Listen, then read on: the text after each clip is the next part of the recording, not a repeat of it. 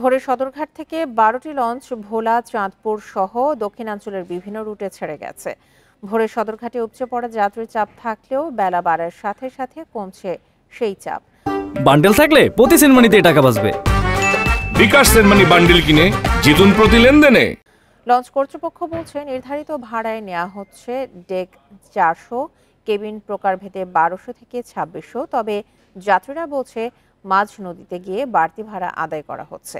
তাছাড়া নির্ধারিত সময়ের চেয়ে লঞ্চ দেরিতে ছাড়া হচ্ছে বলেও অভিযোগ যাত্রীদের। তবে স্বস্তির কথা হলো এবার ভিড়াভিড়ি বা ঠাসাঠাসির অবস্থার মধ্যে পড়তে হচ্ছে না যাত্রীদের।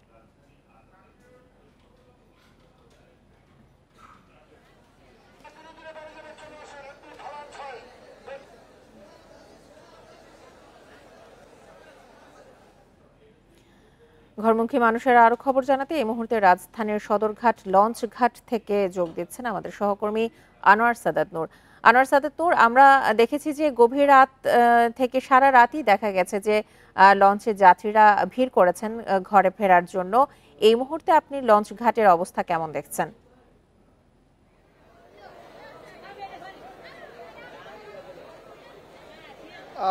নারীর টানে বাড়ি ফেরার জন্য ঘরমুখ মানুষ কিন্তু সদরঘাট লঞ্চ টার্মিনালে সেই সকাল থেকে এসে ভিড় করেছেন। আমরা সেই ভিড়ের এখনও যে রেশ সেটা কিন্তু আমরা দেখতে পাচ্ছি যে সদরঘাট জুড়েই দক্ষিণাঞ্চলের বিভিন্ন রুটের যে লঞ্চগুলো সকাল থেকে ছেড়ে যাচ্ছে সেই সব যাত্রীরা কিন্তু এসে ভিড় জমিয়েছেন। যে দক্ষিণাঞ্চলের বিভিন্ন রুট থেকে মানে আপনার বরিশাল সহ বিভিন্ন রুটের যে লঞ্চগুলো ভোরে এসে কিন্তু সদরঘাট টার্মিনাল এসে পৌঁছেছে। 30টি লঞ্চের মতো আজকে এসে পৌঁছায়। এই 30টি লঞ্চের মধ্যে কিন্তু ভোলা, চরফ্যাশন সহ বিভিন্ন রুটের 12টি লঞ্চ তাদের যাত্রী নিয়ে ইতিমধ্যে ছেড়ে গেছে এবং আরও কিছু লঞ্চ ছেড়ে যাওয়ার প্রস্তুতি নিচ্ছেন।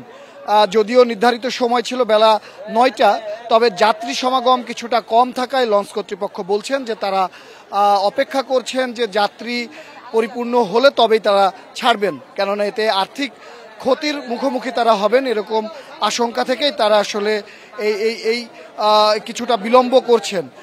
বিপরীতে কিন্তু যাত্রীরা এই নিয়ে বেশ ক্ষিপ্ত। তারা ভোর থেকেই এখানে এসে অবস্থান করছেন, অপেক্ষা করছেন।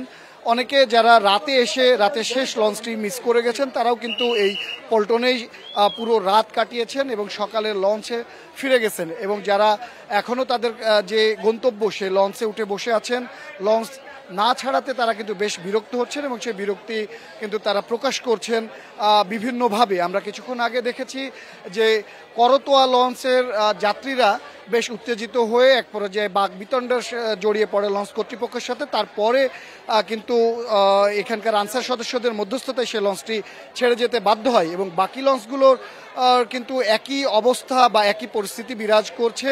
তারা বলছেন যে লঞ্চের ডেক বা কেবিন এখন পর্যন্ত ফাঁকা, যার ফলে তারা ছেড়ে যেতে পারছেন না। আরও কিছুটা সময় তারা বিলম্ব করবেন এবং যাত্রী পরিপূর্ণ হলে তবেই ছেড়ে যাবেন।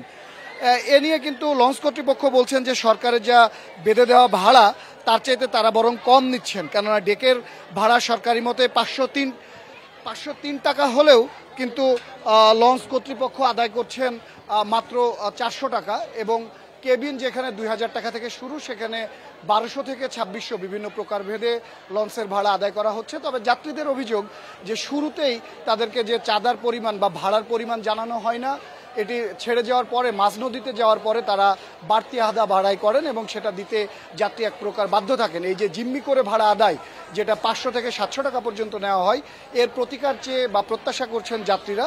তবে স্বস্তির কথা হলো এবারে কিন্তু সেই আজকে সকাল থেকে উপচে পড়া ভিড় বা ঠাসাঠাসি ঠেলাঠেলি নেই, যাতে অনেকটাই স্বস্তিতে যেতে পারছেন যাত্রীরা। ঘরমুখী মানুষের খবর নিয়ে জানাচ্ছিলেন সদরঘাট লঞ্চ টার্মিনাল থেকে আমাদের সহকর্মী আনোয়ার সাদাত নূর।